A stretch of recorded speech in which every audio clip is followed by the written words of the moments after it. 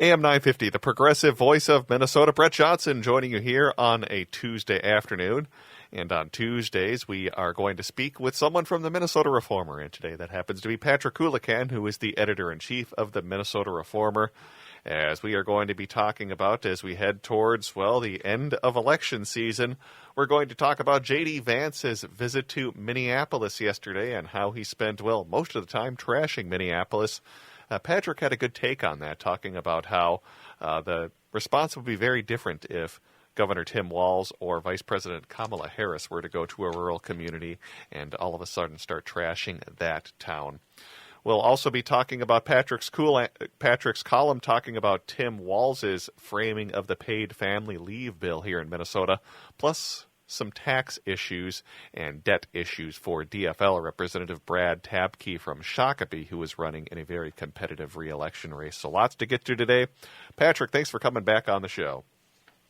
Always a pleasure. So let's start off talking about J.D. Vance and his visit to Minneapolis yesterday, because J.D. Vance spoke outside Minneapolis's former 3rd Precinct police building that was burned down during the 2020 riots. He talked about how people are moving out of the city, businesses are being destroyed, and I thought this was interesting. He cited that Minneapolis used to have a good quality of life as of about 5 or 6 years ago, but that's all gone downhill thanks to one person only, and that would be Governor Tim Walz. I still like the fact, though, that he acknowledged that Minneapolis was one of the nicest places to live, at least as of 5 or 6 years ago. He said the story of Minneapolis is coming to every community across the United States if we promote Kamala Harris to President of the United States. So what I found curious about what you wrote about in this morning's newsletter for the Minnesota Reformer, you compared to what the response would have been if someone like Tim Walz or Kamala Harris were to do the same thing in a small town. And obviously, that response would be very, very different. Yeah, I don't understand this double standard where it's okay for J.D. Vance to come into Minneapolis and use those words that he used, that you mentioned. People are leaving here, the businesses that were destroyed. One of the great quality of lives 5, 6 years ago, but now it's overrun with crime. I mean, nobody would ever say that if they went to Toledo or Jordan, Minnesota, or whatever, because, well, of course not. It's insulting to people who live there. And in the case of Minneapolis, it's obviously just not true. I mean, certainly there are problems in Minneapolis, just like there are everywhere, but Minneapolis remains one of the most livable and, I think, dynamic cities in the entire Midwest. And I say this as someone who lives in St. Paul, so, I'm being sincere here. And then also of interest this morning, he sort of tried to weasel out of the whole thing by saying, I never used the phrase city in decline. Well, okay. But you said that it had one of the great quality of lives 5, 6 years ago, but has been overrun with crime. I mean, to begin with, he says, thanks to the leadership of Tim Walz. I mean, Tim Walz is not the mayor of Minneapolis to begin with, but also, there are neighborhoods, certainly pockets of Minneapolis that have a problem with gun violence. No thanks to the loose gun laws of this country, but the idea that the city is overrun with crime is certainly not true. There's another interesting juxtaposition. This morning reported that Minneapolis had one of the strongest hotel comebacks of any metro in the country. I mean, people were coming here in droves this summer to take advantage of all the conferences, and also there's the U.S. gymnastics trials and all of the other events that take place. And so it's another instance of the Trump-Vance ticket running on what I call the America and Minnesota suck ticket. It's just a strange way to sell yourselves, I think, trying to say that everything is so terrible in America and in Minnesota. And I don't think it's true, but we'll just have to see if voters buy it. Well, I think part of the reason why they keep getting away from it, and I think you allude to this as well in what you wrote this morning, is that, well, many members of the national media, or even as we talk about major media in Midwestern cities like Minnesota, many of those members of the media live in big cities, but yet they don't generally call out these types of things that are said by Republican politicians when, as we talked about, if a Democrat had done the same thing, going to a small town saying, well, look at this place that's been declining for the last 20 years, look at all the businesses that have left, and of course they would have many examples of this. So I guess why do Republicans generally get away with doing this when, as I mentioned, generally most members of the national media do end up living in big cities? Yeah, I don't know. I mean, some of this is like social psychology or something, but there's like this self-loathing aspect to the national media. They live in these big cosmopolitan cities, and for some reason, we're supposed to hold up small town America, and I come from that. I come from a relatively small town myself, as the most truly American place. And big cities are, of course, godless and terrible places, and that's sort of like internalized with a lot of people. And so a candidate like Vance is allowed to come and just rip on Minneapolis like this, and it's just considered par for the course, just like part of the campaign now. I want to move on now to another topic that has to do with the president and vice presidential campaign, and that is a column you wrote last week that talked about Governor Tim Walz's appearance in a 60 Minutes interview, where basically in this interview, Walz framed the passing of paid family and medical leave as being promoted by the business community.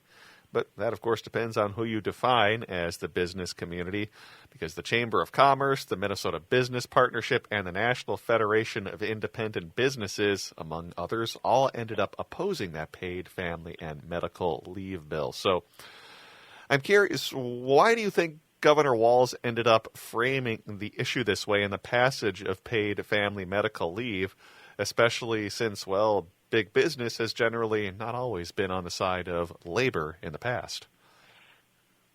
Yeah, the question from the 60 Minutes interviewer was essentially, Trump and Vance say you're some crazy liberal, and respond to that. And so he said, well, we don't think it's crazy that we give meals, universal free meals, breakfast and lunch, so the kids aren't hungry when they're trying to study, referring to the policy the legislature passed in 2023.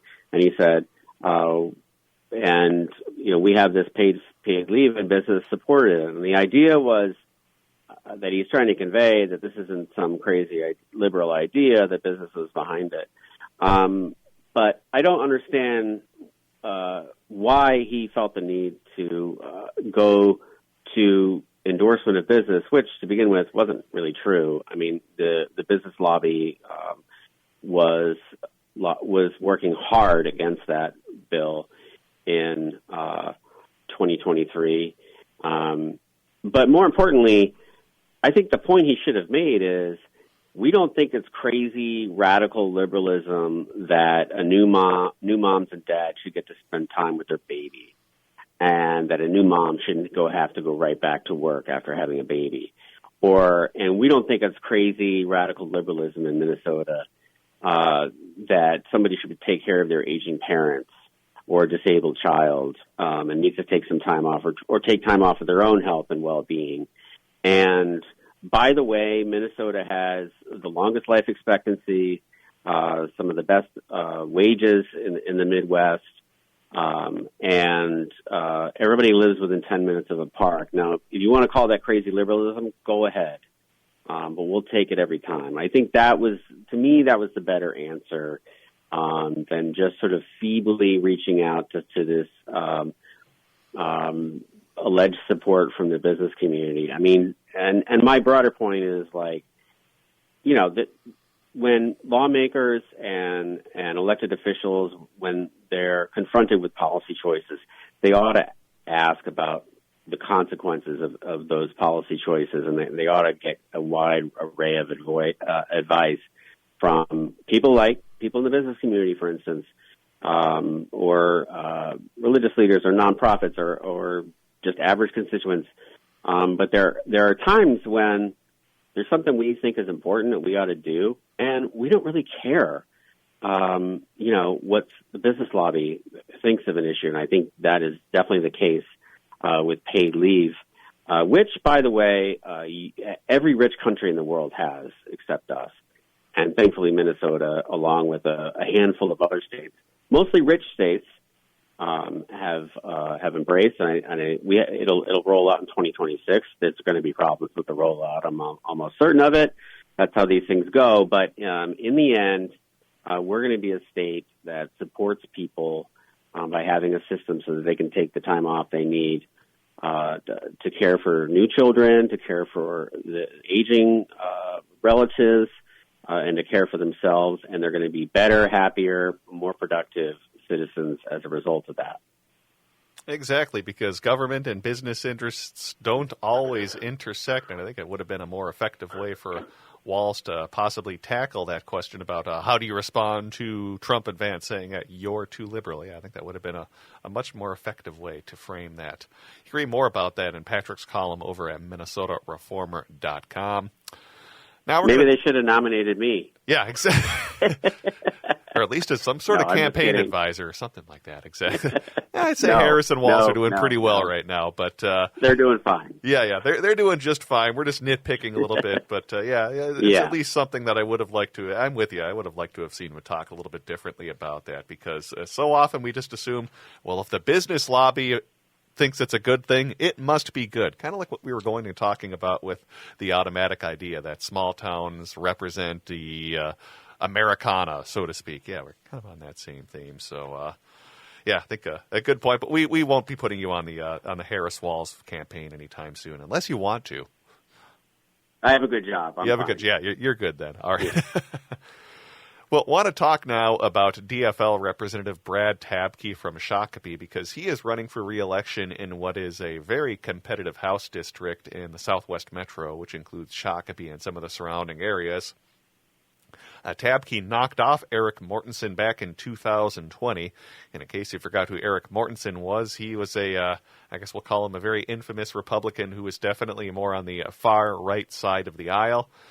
But going back to Tabke, with significant back taxes and now multiple judgments against him, Tabke says his personal struggles have shaped his approach to legislating. He attributed many of his financial struggles as, being something that happened during the Great Recession. So let's dive into Tabke a little bit more. Can you explain some of the judgments that were against Tabke and some of his financial and tax issues? Because as I understand, some of these even came after he became a state legislator as well. Yeah, so Tabke says he had a landscaping business and a huge client during the Great Recession. We had 2000, which began in 2007, but and was certainly the worst economic period in the country's history, probably back to the Great Depression.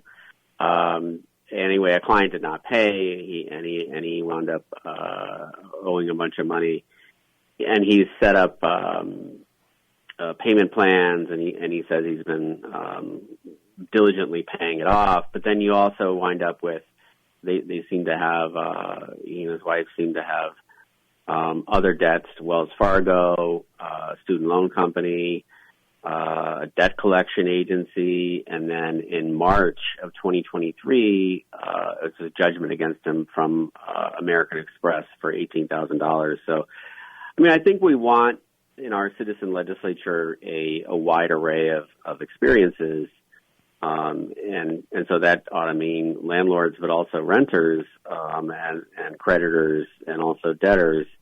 But I also think the voters in the district are probably want somebody whose finances are a little bit more squared away than this.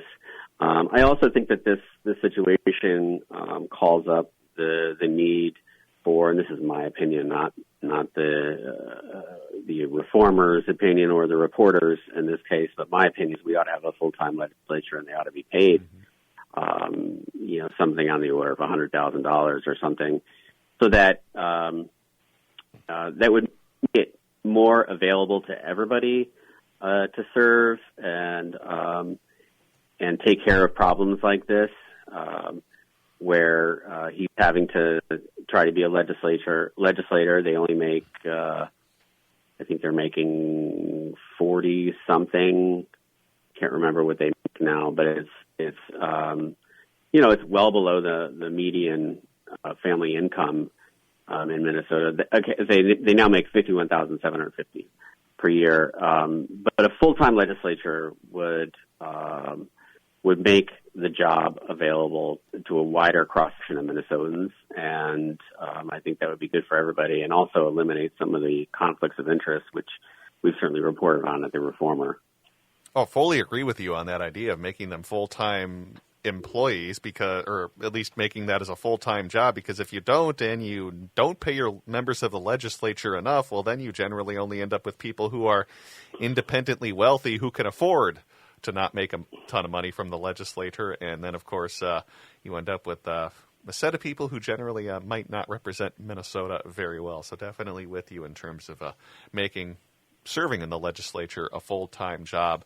Last question on this, but with a credible Republican candidate, or at least more credible than the Republicans had back in 2020 with Eric Mortensen.